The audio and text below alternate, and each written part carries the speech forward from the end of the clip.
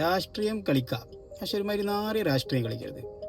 CPM-ൻ്റെയും SFIൻ്റെയും നേതാക്കന്മാരൊക്കെ പണ്ടൊക്കെ ഒരു വിഷയം പറയുമ്പോൾ അത് വളരെ രാഷ്ട്രീയപരമായിട്ടുള്ള നിരീക്ഷണമായിരിക്കും, പക്ഷേ ഭയങ്കര പൊളിറ്റിക്കലായിരിക്കും ആ നിരീക്ഷണം.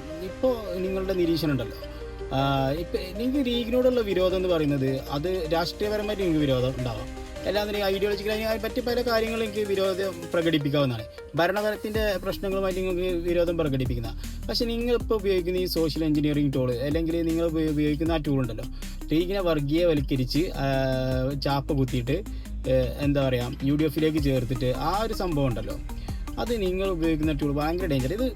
ഇതിന് ഏറ്റവും വലിയ കോമഡി എന്ന് വെച്ചാൽ ലീഗ് നിങ്ങളേക്ക് വരികയാണെന്ന് പറയുമ്പോൾ നിങ്ങൾ വേണമെങ്കിൽ ഇരു കൈയും കൂട്ടി ലീഗിനെ സ്വീകരിക്കും. ലക്ഷ്യം ഒന്ന് മാത്രമേ ഉള്ളൂ, ന്യൂനപക്ഷ ഭീതി പടർത്തുക, പ്രത്യേകിച്ച് മുസ്ലിം കമ്മ്യൂണിറ്റിൻ്റെ, എന്നിട്ട് ഭൂരിപക്ഷത്തിൻ്റെ വോട്ട് കൊയ്യുക. ഇതിന് ടൂൾ എന്താ വെച്ച് കഴിഞ്ഞാൽ മുസ്ലിം ലീഗിനെ പ്രതിക്കൂട്ടി നിർത്തിക്കൊണ്ട് എന്ത് ചെയ്യുക, ഒരു രാഷ്ട്രീയ കെണി ഒരുക്കുക, എന്നിട്ട് അതിൽ UDF-നെ കൊണ്ടുപോയിട്ടിട്ട് അധികാരം പിടിച്ചെടുക്കുക എന്നുള്ളതാണ്. കോമഡി എന്താ വെച്ചാൽ ഇതേ മുസ്ലിം ലീഗ് CPM-ലേക്ക് പോയവർക്ക് ബുദ്ധിമുട്ടൊന്നുമില്ല. അതിനു വേണ്ടി മാഷ് കുറേ പ്രസ്താവനകളൊക്കെ ചെയ്യുന്നല്ലോ. കുറച്ച് കാലം മുമ്പ് വരെ മുസ്ലിം ലീഗ് അത്തരത്തിലൊരു വർഗീയ പാർട്ടിയല്ല, മുസ്ലിം ലീഗ് ഞങ്ങളേക്ക് വന്നാൽ എന്താ പ്രശ്നം, മുസ്ലിങ്ങളെ ഇരു കൈയും കൂട്ടി സ്വീകരിക്കുന്നൊക്കെ പറഞ്ഞിട്ടുള്ള പ്രസ്താവന ഇറക്കിയിരുന്നു. പക്ഷെ അത് വർക്കൗട്ട് ആവില്ല, മുസ്ലിം ലീഗ് വരില്ല എന്ന് കണ്ടപ്പോൾ എന്തായി, നേരെ ഉൾട്ടടിച്ചിട്ട് ഇപ്പോൾ മുസ്ലിം ലീഗിന് ഇല്ലാത്ത കുറ്റങ്ങളില്ല. മുസ്ലിം ലീഗ് വർഗീയ പാർട്ടിയാണ്, മുസ്ലിം ലീഗ് ആഭ്യന്തരം UDF-ൽ ചോദിക്കും. മുസ്ലിം ലീഗ് ആഭ്യന്തരം ചോദിച്ചാൽ എന്താ പ്രശ്നം?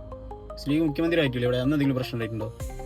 കേരളത്തിൻ്റെ RSS പ്രൊജക്റ്റിൽ, BJP-യുടെ പ്രൊജക്റ്റിൽ പ്രധാന ടൂൾ ഇപ്പോൾ പണ്ടൊക്കെ വന്നിരുന്നത് കാസ വന്നിരുന്നു, പിന്നെ അതുപോലെ തന്നെ യുക്തിവാദികളിൽ തന്നെ ആരിഫ് ഹുസൈൻ, ഇങ്ങനത്തെ കുറച്ച് ടീം, അങ്ങനെ പല ടീമുകൾ. പിന്നെ വേറെ ടൂൾ എന്നിട്ട് SNDP-യുടെ ടൂള്, അങ്ങനെ പല ടൂള്. പിന്നെ നമ്മളെ ഇപ്പോൾ സാബുവിൻ്റെ ഇങ്ങനത്തെ കുറേ ചെറിയ പാർട്ടികളെ പിടിച്ചെടുക്കുക, എന്നിട്ട് അങ്ങനെ പല തരത്തിൽ പല കോണുകളിൽ നിന്നുള്ള വോട്ടുകൾ സമാഹരിച്ചുകൊണ്ട് അതിനോടൊപ്പം വർഗീയതയും ചേർത്തിട്ട് മൊത്തത്തിലുണ്ട് അങ്ങനെ ഒരു സംഭവം. അപ്പോൾ അതിലേക്ക് CPM കൂടി ഇവരെ ടൂളായി മാറി എന്ന് പറഞ്ഞപ്പോൾ സത്യത്തിൽ നമ്മളൊക്കെ ഒരു കാലഘട്ടത്തിൽ, നമ്മളൊരു കോളേജ് കാലഘട്ടത്തിൽ നമ്മൾ അഭിമാനിച്ചിരുന്നൊരു പാർട്ടി, എന്തൊക്കെ വിഷയങ്ങളുണ്ടെന്നുണ്ടെങ്കിൽ കൂടി CPM ഒരിക്കലും ഈ RSS-ൻ്റെയും BJP-യുടെയും ടൂളായി മാറുമെന്ന് നമ്മൾ പ്രതീക്ഷിച്ചിരുന്നില്ല.